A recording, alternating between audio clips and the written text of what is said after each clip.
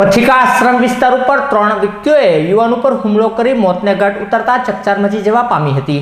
પથિકા આશ્રમ પાસે રાત્રિના સમયે મુસ્તફાભાઈ ઉર્ફે કાળુભાઈ કાચવાલા તેના મિત્ર ખાલિદભાઈ પઠાણ અને આમિર ખાન સાથે ગયા હતા। તે સમયે ગાળો બોલવા બાબતે અરમાનભાઈ ઉર્ફે ભોલુ સલીમભાઈ લાખાણીના પિતાને ફરિયાદ કરી હતી, જેની દાજ રાખી અરમાન ઉર્ફે ભોલુ સલીમભાઈ લાખાણી, રહેમાન ઉર્ફે દિલીપભાઈ ઇરફાનભાઈ ફરિયાણી અને અરમાન ઉર્ફે ભોલુનો એક કારીગર આફતાબ જે આવી અને ત્રણેય જણાએ તલવાર અને છરી વડે મુસ્તફાભાઈ ઉપર હુમલો કર્યો હતો, જેમાં મુસ્તફાભાઈ ઉર્ફે કાળુ કાચવાલાને ગંભીર ઈજા થતાં સારવારથી ખસેડવામાં આવ્યા હતા, જ્યાં ફરજ પરના તબીબે મૃત જાહેર કરતા ખાલિદભાઈ રઝાકખાન પઠાણે આ 3 ઈસમો વિરુદ્ધ હત્યાનો ગુનો નોંધાવતા પોલીસે જરૂરી કાર્યવાહી હાથ ધરી હતી। પથિકા આશ્રમના ચોકમાં બનાવ બન્યો છે મેડીમાના મંદિર પાસે।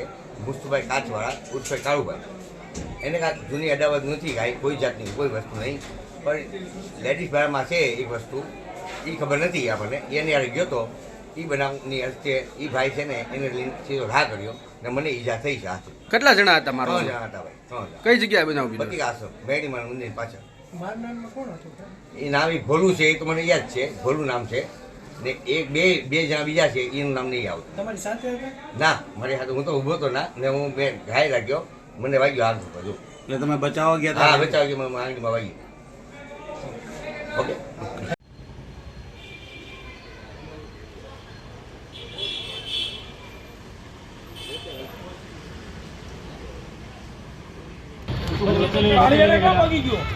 મને ખબર નથી ભાઈ। હા, મારી ગાડી આમ ઓકે। એ ભાઈ અર્જન્ટ કરજો ભાઈ, એ ભાઈ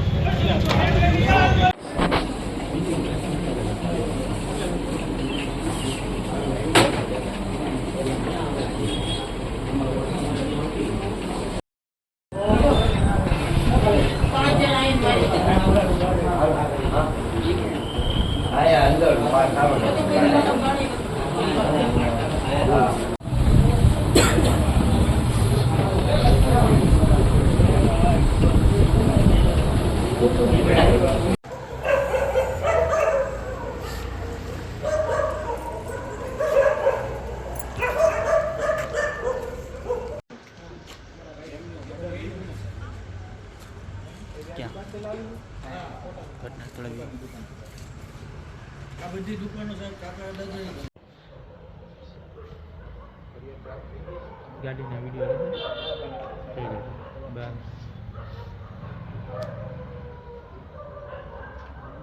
ગાડીના વિડીયો લઈ લેવાનો।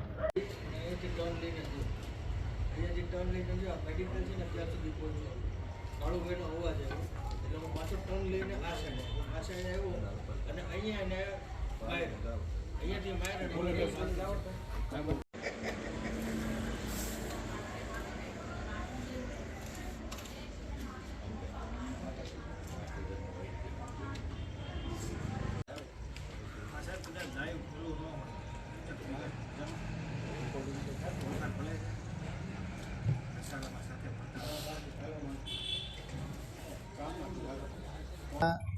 ગંગાજળિયા પોલીસ વિસ્તારમાં જૂના પથિકા આશ્રમની બાજુમાં એક મુસ્તફા નામના આશરે 35 થી 40 વર્ષના નાગરિકનું છરી વાગવાથી મૃત્યુ થયેલ છે। પ્રાથમિક માહિતી મુજબ એમના મિત્રો અરસાન, આફતાબ અને રહેમાન સાથે કોઈ પણ અંગત કારણોસર અણબનાવ બનેલો હોવાનું જણાઈ આવે છે। આનું મનદુખ રાખી અને આ 3 આરોપી મરણ જનારની દુકાન ઉપર આવી એની સાથે ઝઘડો કરે છે। ઝઘડા દરમિયાન સાથળના ભાગે અને હાથના ભાગે છરી જેવો તીક્ષ્ણ હથિયાર મરણ જનારને વાગે છે। એક્સેસિવ બ્લીડિંગના લીધે થઈ અને હોસ્પિટલમાં સારવાર દરમિયાન તેમનું મૃત્યુ નિપજેલ છે। ફરિયાદ દાખલ કરવાની અને આરોપીઓને પકડી કાયદેસરની કાર્યવાહી કરવાની હાલ પ્રક્રિયા ચાલુમાં છે।